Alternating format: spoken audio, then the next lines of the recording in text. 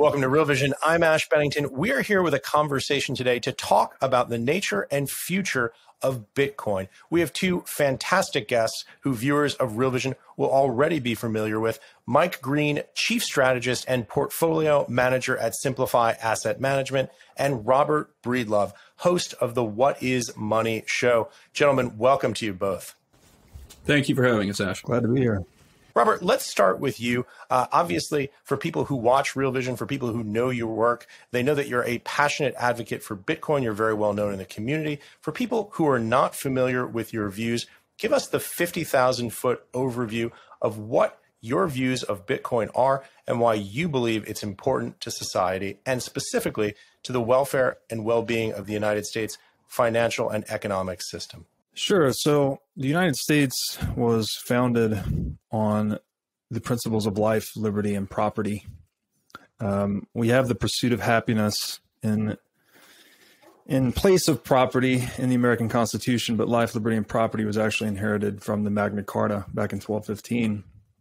And it's my fundamental view that particularly strong property rights are essential to civilization. It's the only way we can resolve disputes over scarce assets without conflict. And if property rights are strong within a society, then people cooperate, people trade, people compete peacefully, and they create economic abundance.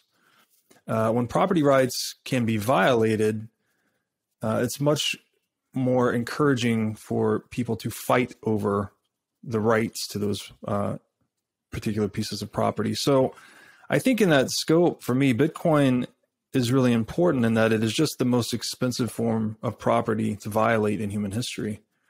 And given where the world is today, as governments worldwide, where we are violating property rights rampantly via fiat currency inflation and other interventionist measures, I think Bitcoin is a powerful technology to hold those aggressions against property in check.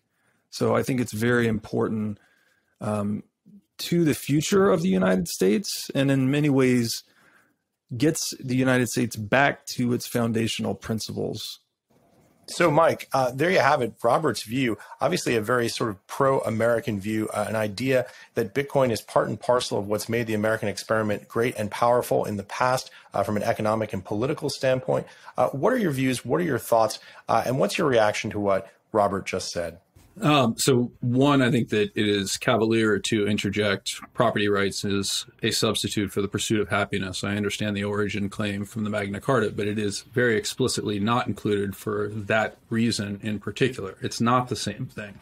The pursuit of happiness, and in particular property rights, are addressed within the Fifth Amendment of the U.S. Constitution, in which we have the dynamics of eminent domain and a takings clause in the Fifth Amendment that specifies that taking can occur if being for the benefit of the public use and with just compensation.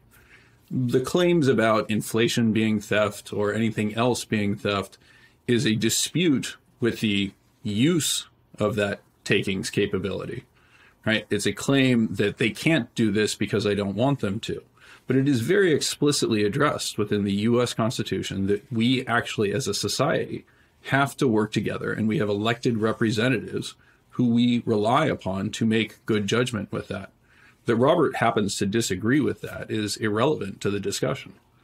So we've talked a little bit about the philosophical framework. Obviously, you guys have some disagreement about the way that you fundamentally see the nature of the U.S. Constitution. But let's talk a little bit more pragmatically about what this technology does, Robert, and why you think it's so essential to the economic competitiveness of the United States that Bitcoin be part of our future.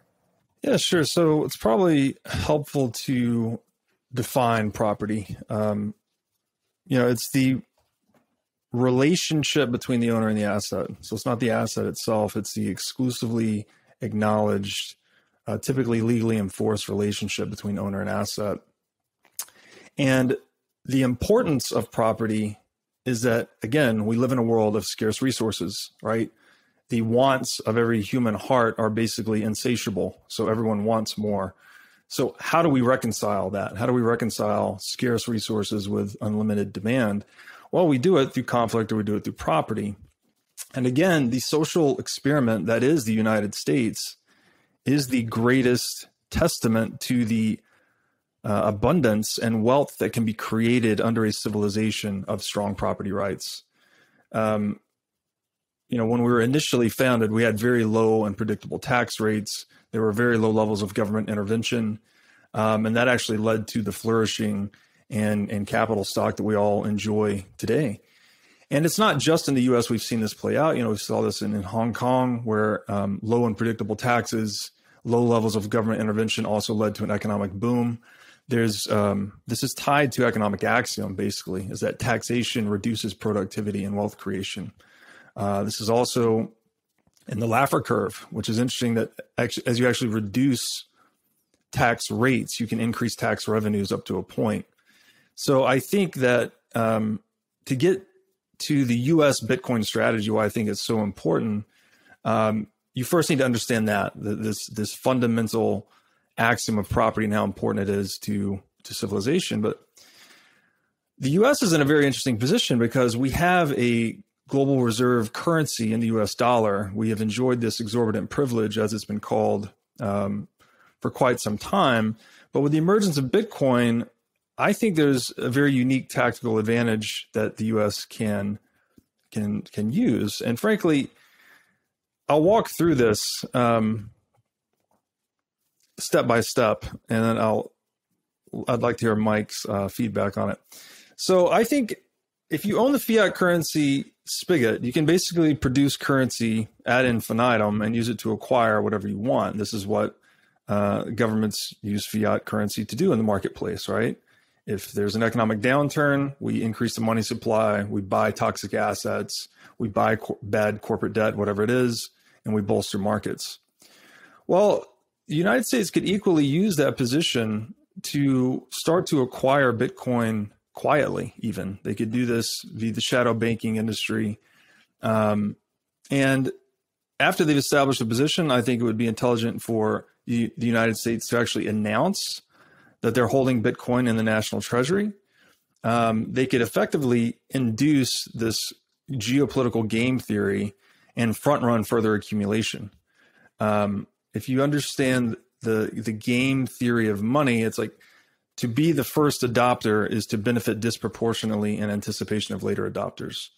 And basically Bitcoin's following this path that gold monetized along previously, just on a much more accelerated time scale. The United States could even go so far as to leverage the SWIFT system to facilitate Bitcoin distribution into other nation states. I think, and then on the back of that, as you've induced this game theoretic dynamic to play out, you could actually use the purchasing power gains that would accrete to the national treasury to increase tax revenue by basically reducing tax rates. Again, it's counterintuitive, but as you reduce tax rates, you can increase total revenue. They could then go and offer individualized tax treaties to global rich. So people in other governments, other jurisdictions around the world that are suffering under oppression, they could offer them individualized tax treaties in which they stake Bitcoin with the U.S. government.